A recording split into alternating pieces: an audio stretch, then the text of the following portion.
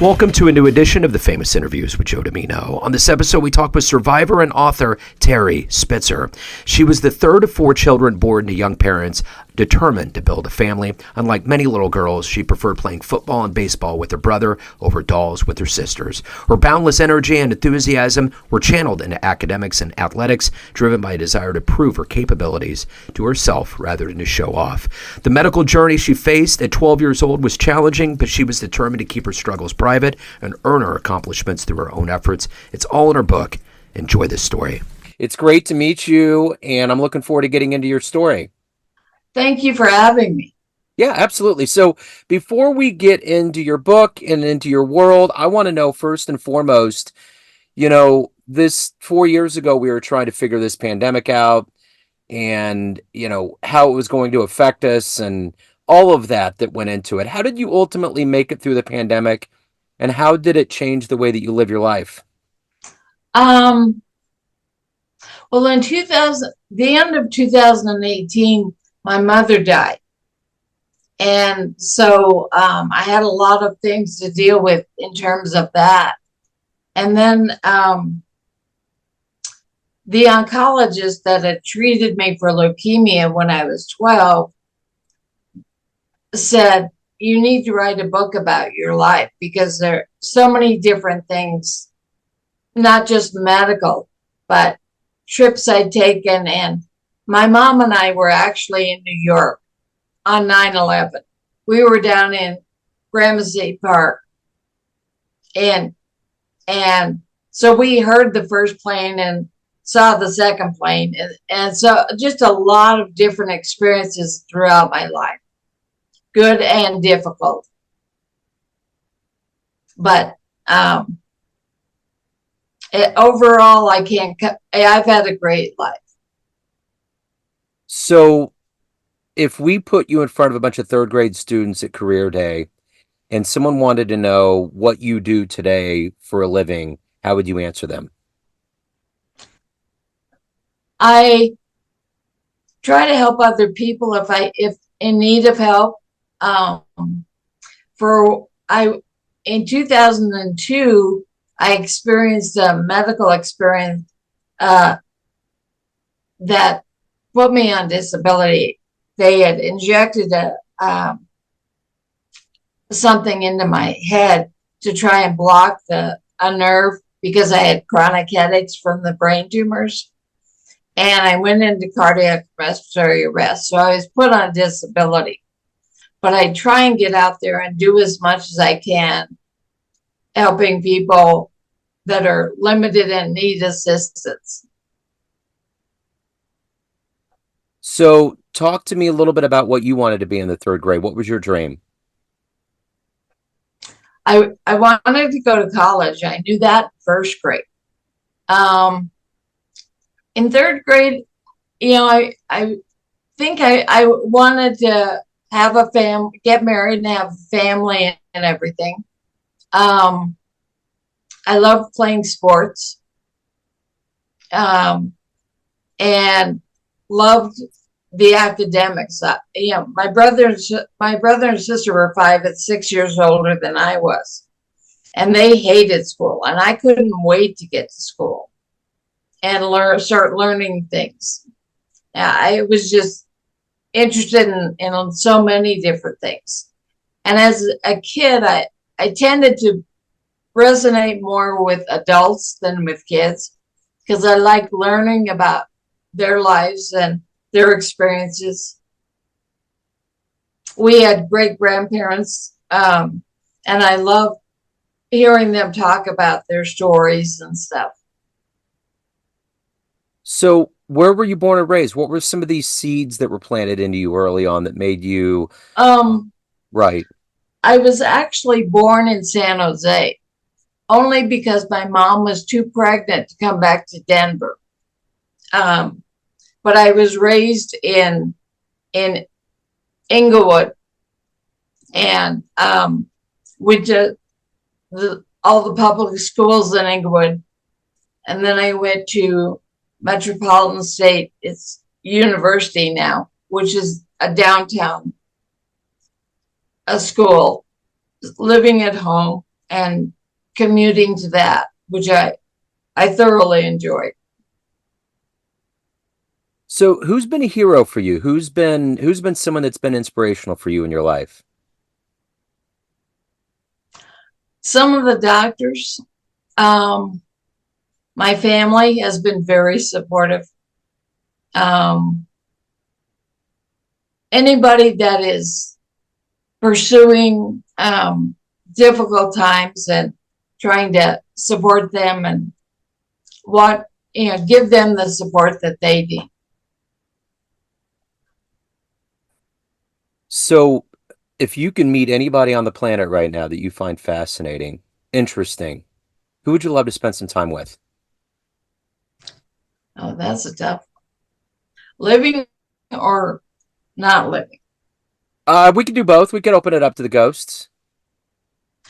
I was always intrigued by Eleanor Roosevelt and Golda Meir, what strong women they were, and other, like Susan B. Anthony, all those women.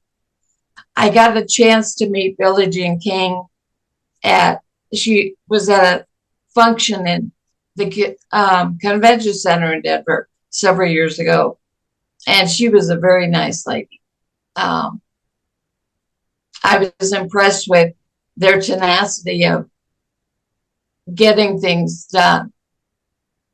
I'm not real political, but I do like uh, Kamala Harris. I like her strength.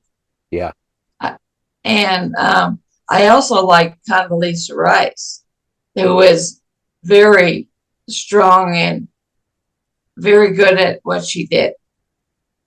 absolutely. They certainly are.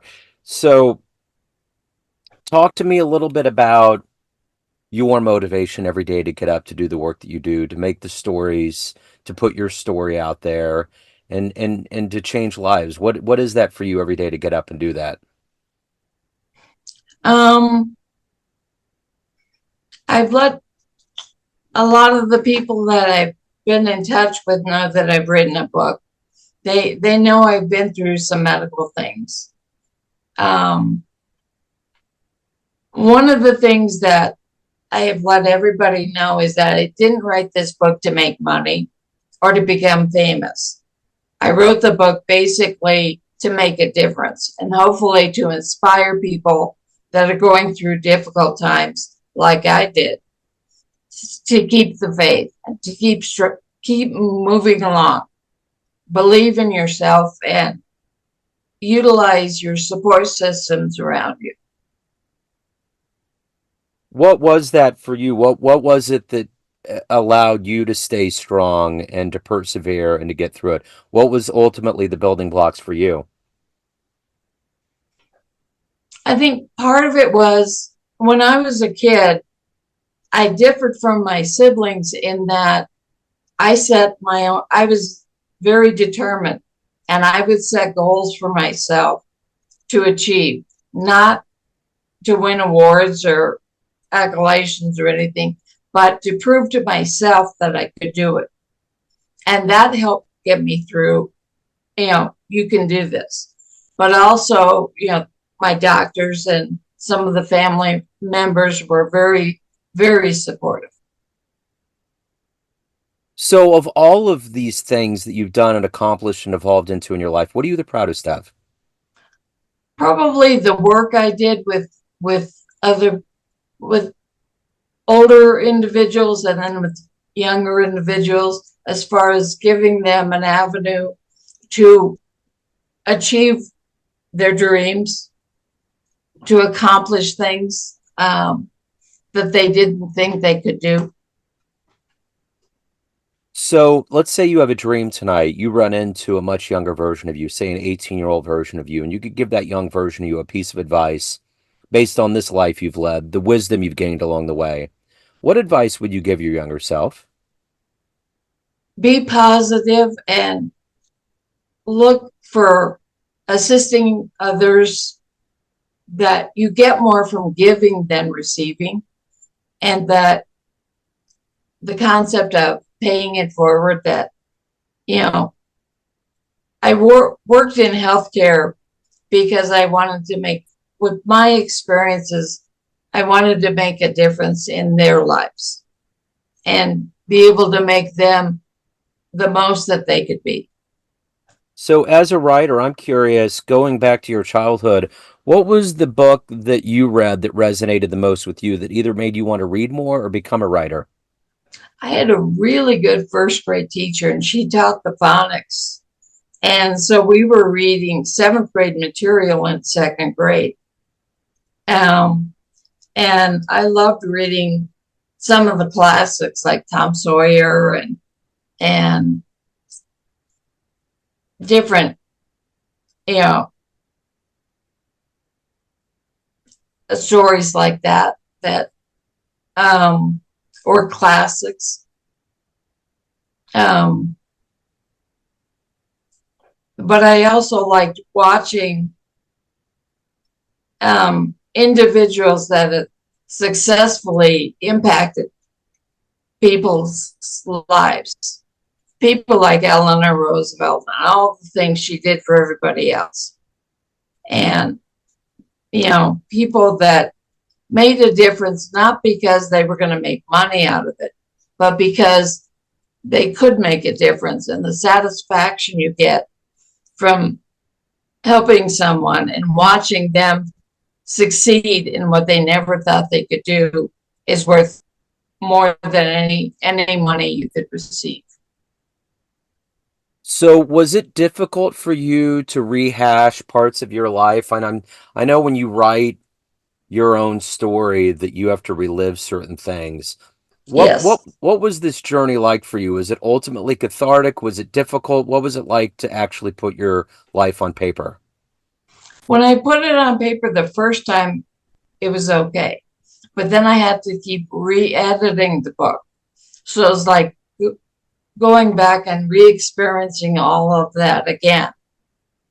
And that became a little bit difficult. I wondered sometimes how I was able to get through some of it So, because there were times that it was very difficult. yeah, for sure. So, everyone out there has a perception of who they think you are. Family, friends, everyone that reads your book, but ultimately you run the show. What's your perception of you? Who do you think you are? I'm just someone that I never was into being famous or making a lot of money. I wanted to make a difference and be able to help people be the best that they could be.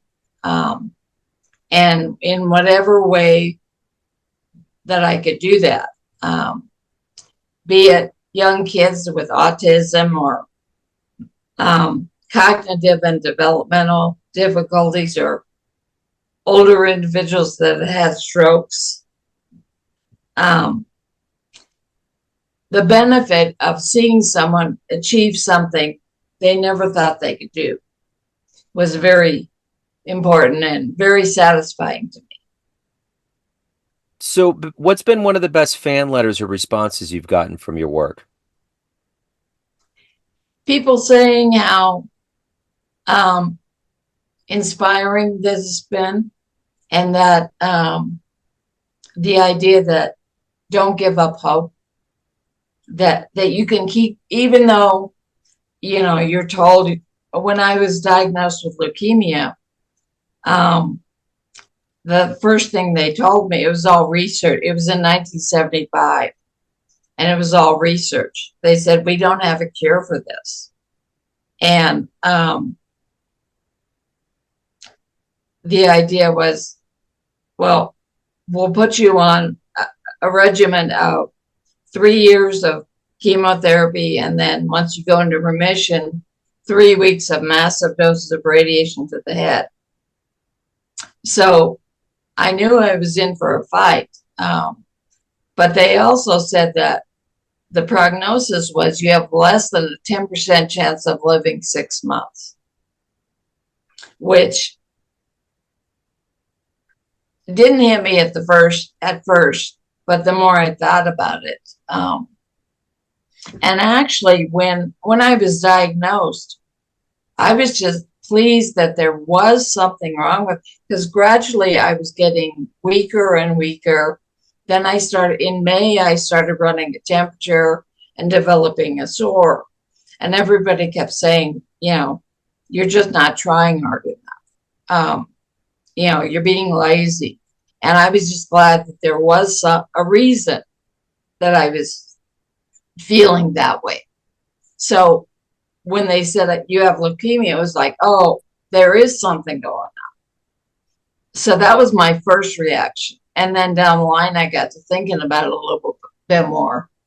But, and what that entails. But I knew, you keep looking forward. So if we've got a good taste of the book in your life. If anyone wants to pick up this book, reach out to you, learn more about you, where's the best place to go? You could go to my email, or you can go to Apple or Amazon. My website is spitzert@msn.com. And that's my email. And then I have a website, www.Terri Spitzer. Okay. Terri, this has been wonderful. Thank you so much for your story. Thank you for your encouragement. It's been wonderful. Have a great day. I appreciate it. Thank you. You too. Thank you for having me. Thanks for tuning in to another famous interview with Joe Dimino, where we cover the world of art, literature, business, spirituality, music, and more from around the globe. Our esteemed theme music was composed and produced by the great E.E. Pointer of Kansas City's River Cow Orchestra. If you want to hear more interviews, visit the Famous Interviews with Joe Dimino channel on YouTube. You can also find us on Spotify and Apple Podcasts. Thanks again for listening, and until next time.